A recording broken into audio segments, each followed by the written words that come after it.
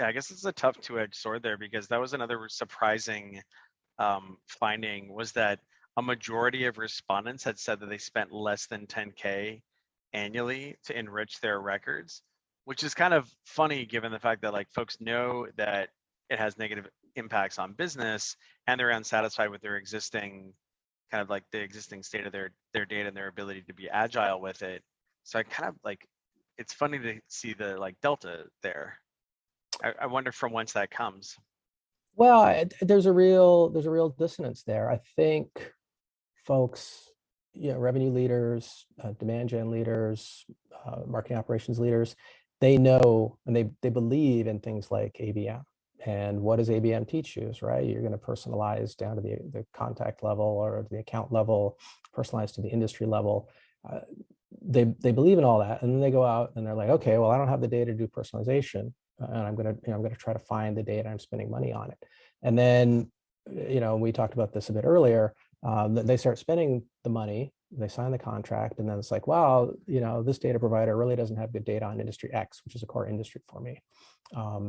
So, well, what do I do now? Well, now I'm going to try another vendor. So now I've got two vendors, right? Well, that vendor helps with some of these problems. Now I need three vendors.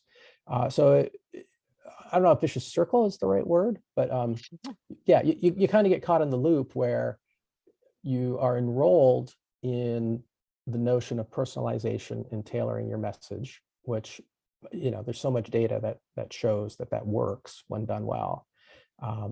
But then you're actually trying to find the data, and there's obviously a cost to it. But then you're not happy with it. So, I mean, the only way to deal with it is to really seek out what is my data source that gives me everything that I really want and actually enables my personalization, enables me to tailor my message, and keeps my data set clean. And I like to think of my CRM as a freshwater lake. I've got the unsubscribes. That's part of the river that drains the water out of the south end of the lake. I got my unsubscribes. I've got Pete left MSP. He's over somewhere else now. That email's no good. I've got all those draining the water out. And at the bottom of the lake, I've got the freshwater spring with my fresh data, with my new leads coming in. And if that water level drips too low, then I'm in a drought, right? So Yep. It's a constant management of the water level in your freshwater lake, which is your CRM. Keeping it clean, keeping it fresh, keeping new data coming in, keeping the water level up high enough to support your operations. I love that. I'm going to steal that